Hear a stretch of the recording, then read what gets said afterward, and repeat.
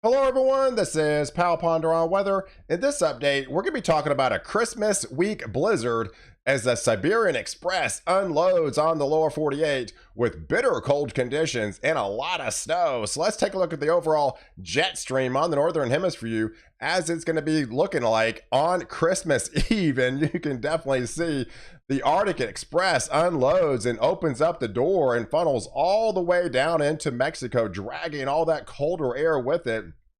Definitely rare to see, and it's going to be the coldest outbreak we've seen in December since 1989, folks. So definitely get ready for a lot of changes in the week ahead, and they've already got wind chill watches out for the northern central states as we got dangerous wind chills happening up here into portions of the Dakotas and Nebraska. We're looking like 30 upwards to 55 below zero feels like. So that is dangerous conditions, and you can get frostbite in about 5 to 10 minutes and stuff like that. So definitely be on high alert as this serious cold air mass comes straight from Siberia. If you take a look at some of the temperatures this morning, this is already pretty cold, but this is considering warm, considering what's going to be coming in the week ahead. I mean, we were already 13 below zero in the Dakotas and numerous freezes across the lower 48, but it's going to be plenty colder than this as we get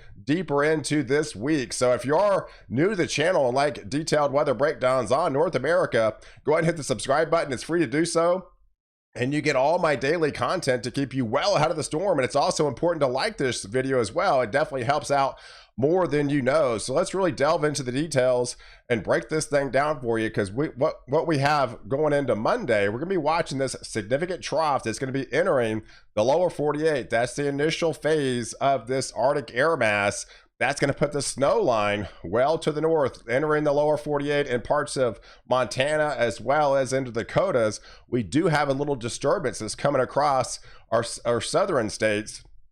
And there's the snow that's going to be pulling in into North America with that Arctic air coming in from British Columbia, that 1054 Arctic air mass, a 1049. That's definitely very cold air that's going to be plunging into the lower 48. It's going to bring the snow with it as well. So by Monday, we've got the snow flying in parts of Montana, as parts into parts of the Dakotas, and we do have that little disturbance that's going to be coming across our southern states into Texas as well as portions of Louisiana. But as we go into your wind chills going into Wednesday, so this is the initial start of this really serious Arctic air mass that's coming in, that 58 below zero feels like, guys, in British Columbia. That is some dangerous cold stuff. I mean, 54 below zero, 47 below zero in Montana as well as the Dakotas. That's why they've got those wind chill watches in place for that serious, dangerous frostbite conditions can occur.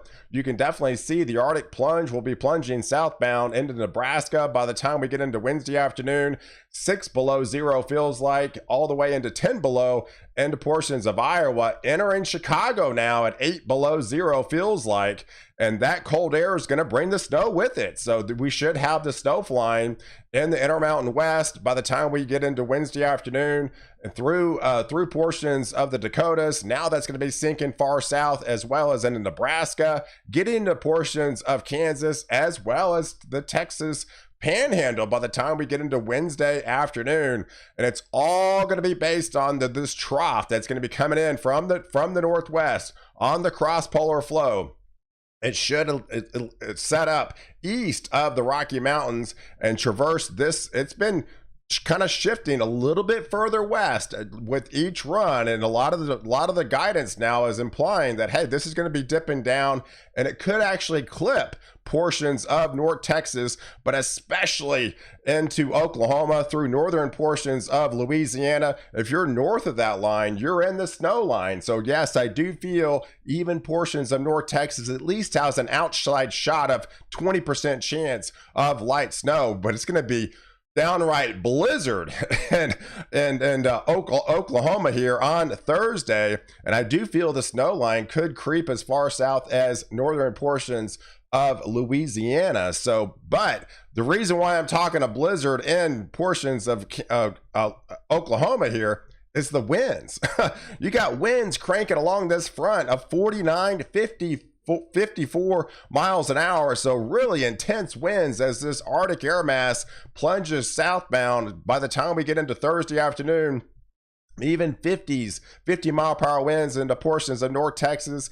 And that's going to have a lot of winds associated with it, as we're going to be seeing numerous wind advisories, high wind watches, high wind warnings, really all throughout the week, really pop it up across the lower 48. And you can definitely see the Arctic air mass. By the time we get into Thursday afternoon, these are actual temperatures, folks. We're talking widespread below zero in all these areas into purple here. And we're talking 8 with heavy snow flying, 8 degrees in Oklahoma City in the afternoon on Thursday, winds cranking over 50 miles an hour. And then blizzard conditions happening for them as the Arctic air continues to plunge southbound into North Texas at 23 degrees. But you can see the gradient. It's still 60 in Houston. It's still 64 in Louisiana.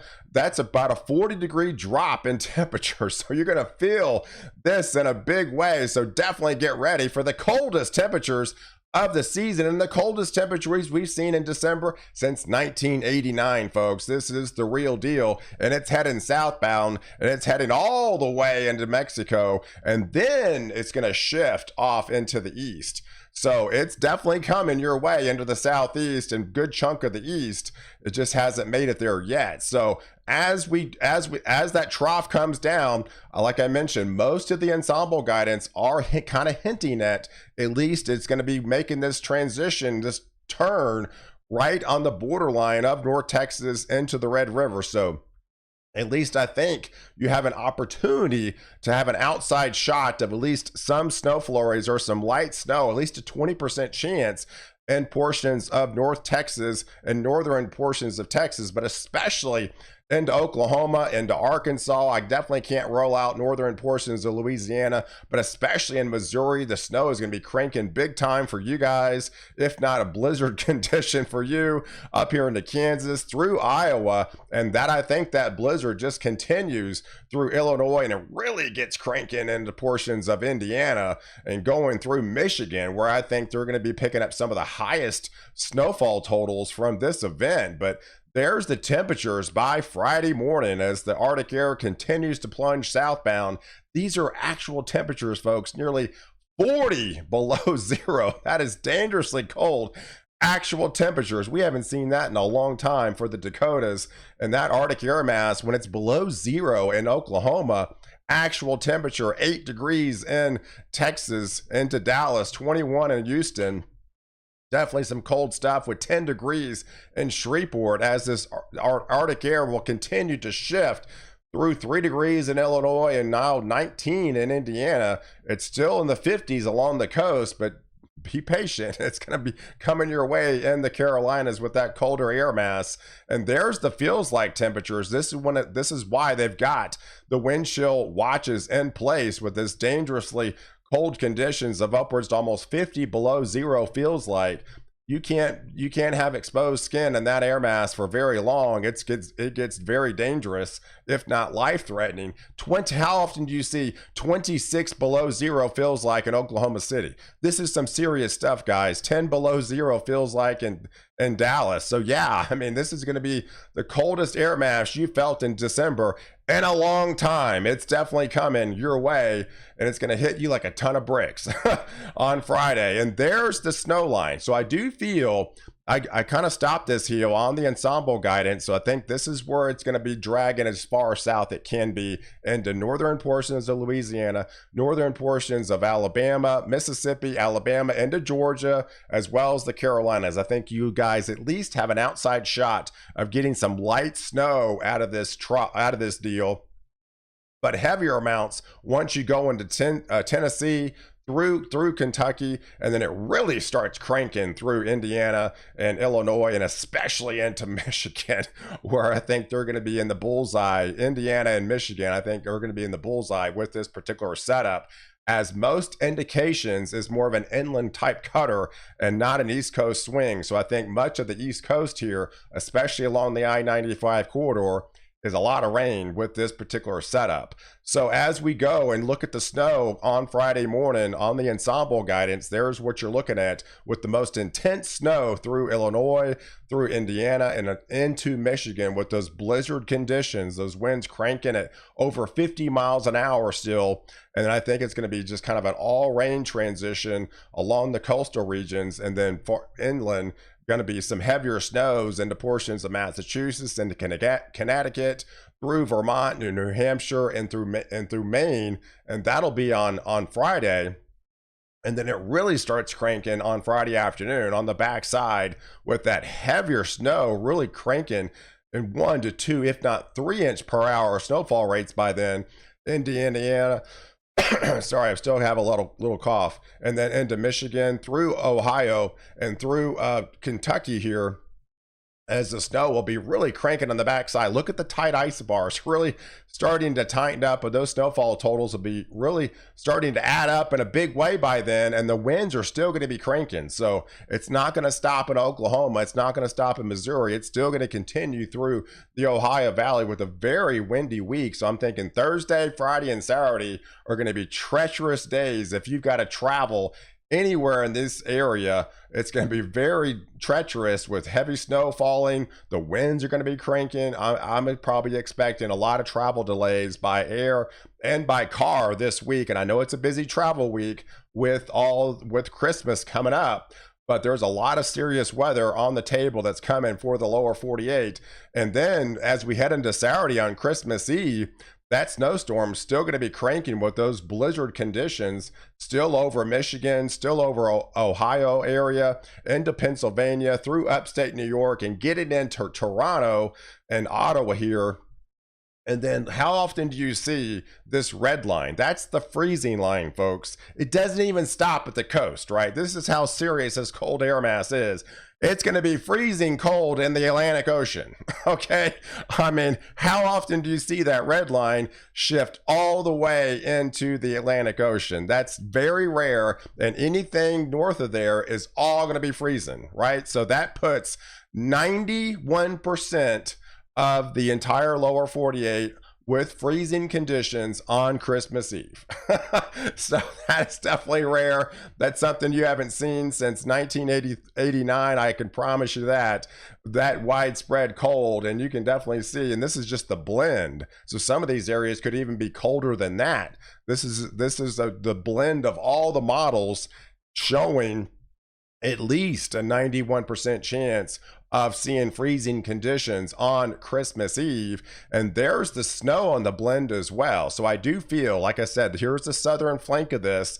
Outside shot of North Texas, at least a 20% chance out of this deal. Any of these areas in the gray area, I think you'll have at least a 20% chance of seeing snow out of this deal. But once you're in the blue, definitely some heavier amounts. Once you get into the pinks, that's when you're seeing the really intense amounts, over a foot of snow into Indiana and especially into Michigan. And some of these amounts could be conservative. Again, this is the blend of the model. So it's going to be cranking from the Intermountain West, east to the Rocky Mountains, shifting through North Texas, going through northern portions of Louisiana, going through portions of the Southeast. I think Atlanta gets some snow out of this deal, going through portions of South Carolina into North Carolina, through Virginia here, but really intense snow, lighter amounts along the coast, intense snows inland, and then along the Great Lakes, definitely heavier amounts out of this snow now through Christmas morning. So by Christmas morning, we're still looking at 90% of the United States with a freeze on Christmas morning. So it's going to be cold, folks. It's definitely going to be cold for a good chunk of you. No one's missing out on this deal. Even Florida is going to be cold all the way into central Florida. And there's some signs that Miami could still be in the 30s. And that's the first time they've been in the 30s since 2010. So it's been at least 12 years since Miami's seen some 30s. And I feel like you are going to be seeing some 30s by the time you wake up on Christmas morning, even all the way far south is into Florida. And it doesn't stop there. So there's the overall blend again. And then going into your beyond Christmas, most of the indications puts the P&A positive, so that you start to get a little bit of a warm up, right? You started the month off cold out west. You're going to end the month a little bit warmer, right? You started the month off cold, warmer into our central and eastern 2/3. You're going to end the month colder. So it puts all the colder air beyond Christmas into our central and especially eastern 2/3 of the US, with the southeast really taking the brunt of the coldest conditions, and then going deep into the last week of December puts the coldest anomalies in our eastern and southeastern portions of the US, with that colder air mass still locked in place. So hey, I appreciate you guys following. Do like this video. Definitely hit the subscribe button. Follow me on Twitter, follow me on Instagram, follow me on Facebook. I do daily updates on there as well when I'm not on here as well. So catch me in the next update where I protect you before and after the storm.